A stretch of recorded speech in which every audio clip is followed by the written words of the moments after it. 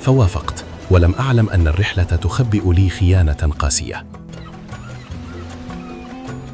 مهما قسيا عليك فهما أخواك، فارعاهما ولا تتركهما للضياع.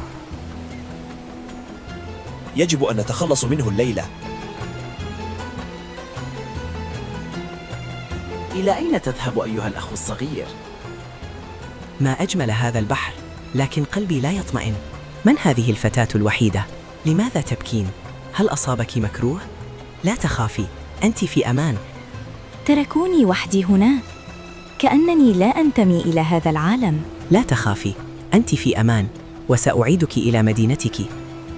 لن أنسى معروفك يا سيدي، وما جزاء الإحسان إلا الإحسان. وفي تلك